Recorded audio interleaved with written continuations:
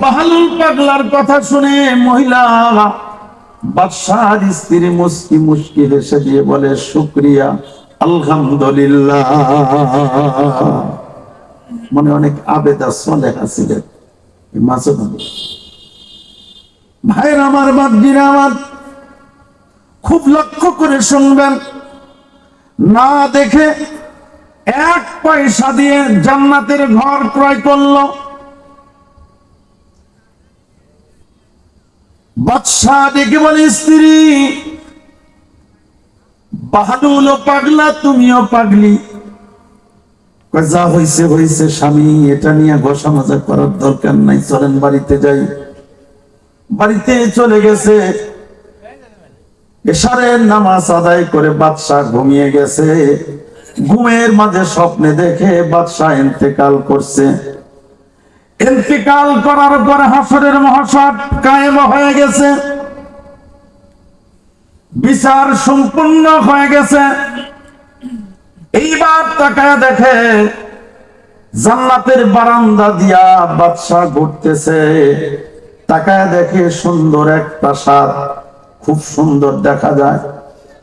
প্রাসাদের ভিতর থেকে জান্নাতের মেশক আম্বারের ঘেরান আসতেছে।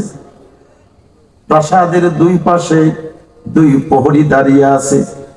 জিজ্ঞাসা করে প্রহরীদেরকে, দারোয়ানদেরকে, এ ঘর কার?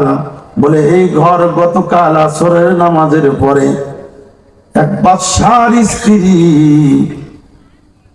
বাদশার স্ত্রী নদীর কিনারায় বাহালুল পাগলা নামে একজন আঙ্গুল দিয়ে জান্নাতের ঘর বানাইছিলেন। এই ঘর ওই মহিলা 1 পয়সা দিয়ে ক্রয় করেছে। এই জান্নাতরা ওই মহিলার 1 পয়সা দিয়ে ক্রয় করেছে। যেরকম সুবহানাল্লাহ। স্বপ্নে দেখে একটু ভিতরে যাওয়া যাবে না? কই না, এটা তোমার না, এটা ওই মহিলা। কিন্তু যাই না, কই না, যাওয়া যাবে না, তোমাকে এই ঘর ক্রয় করতে হবে, আরেকটা ঘর, তারপরে তুমি ঢুকতে পারবে। হঠাৎ করে ঘুম ভেঙে গেছে। ঘুম ভেঙে যাওয়ার পরে চিৎকার দিয়ে কেঁদে উঠেছে বাচ্চা। সর্বনাশ, আমি কি দেখলাম? এইবার বাদশা স্ত্রীকে ডেকে বলে, স্ত্রী, আমি যে কি দেখলাম, গোপন রহস্য, এটা আমি বলতে পারতেছি না।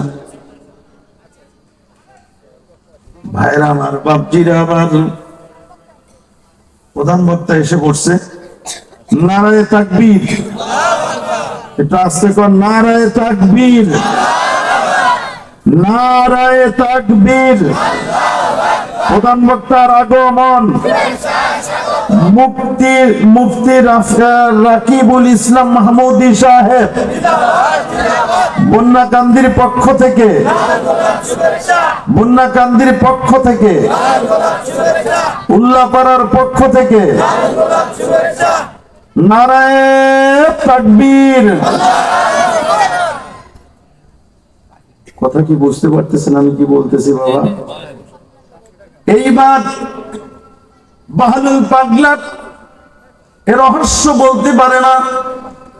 স্ত্রী ডেকে বলে বাদশাকে, বাদশা, আপনি কি দেখলেন? হঠাৎ করে ঘুম থেকে চিৎকার দিয়ে উঠলেন। বলে, বলা যাবে না, চলো একটু হাঁটতে শুরু করি। ঘর থেকে বের হয়ে যখন হাঁটতে শুরু করছে, হাঁটতে হাঁটতে আবার বিকাল হয়ে গেছে। তাকায়া দেখে ওই বাহালুল পাগলা বসে বসে 2টা পাও পানির মধ্যে নামাইয়া দিয়া আঙ্গুল দিয়া ঘর বানাইতেছে। যেরকম সুবহানাল্লাহ। আঙ্গুল দিয়া ঘর বানায়। ওই তুমি নি কালকে? বলে, হ্যাঁ। তো ওই ঘর বিক্রি করবা? করবো তো। কত টাকা? বাগদাদ শহরের অর্ধেক দিতে হইব। না মিয়া, আপনারা যদি কই আপনারা জান্নাত দেব, এই উল্লাপাড়া দিয়ে দিতে হইব, পারবেন? উল্লাপাড়া কি আমার? কি করেন? উল্লাপাড়া আমার?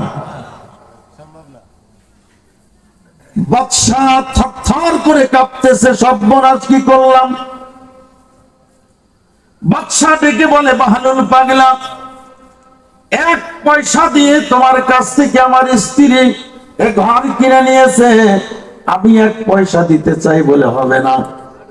কারণ তোমার স্ত্রী না দেখে কিনেছে, না দেখে বিশ্বাস করেছে, তার জন্য 1 পয়সা তুমি দেখেছো, তোমার জন্য রাজ্যের অর্ধেক।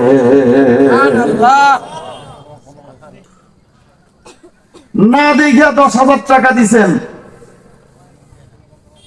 না দেখে 20,000 টাকা দিছেন, 50,000 টাকা দিছেন। কোথায় দিছেন? ইতিম নবীর ঘরে। কোথায় দিছেন? ইতিম নবীর ঘরে। 70 বছর 80 বছর বয়স হয়ে গেছে, এই যে ছোট্ট বাচ্চারা কোরআনুল কারীম শিখতেছে, পারবেন আপনি? পারবেন না, শত চেষ্টা করলেও হবে।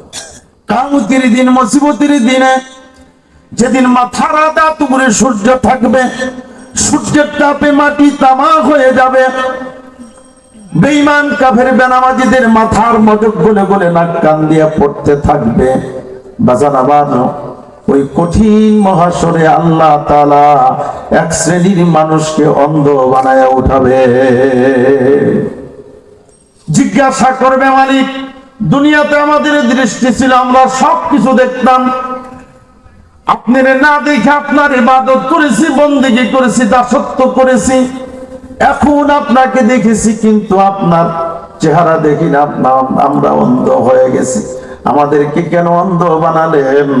আল্লাহ তাআলা ডেকে বলবে, ওরে বান্দা, যার জন্য আমি দুনিয়াতে তোমাদের সৃষ্টি করেছি, মুহাম্মদ রাসূলুল্লাহ সাল্লাল্লাহু আলাইহি ওয়াসাল্লামের উপরে 1 নম্বর মুজিজা কোরআনুল কারীম আমি নাযিল করেছিলাম। এই কোরআন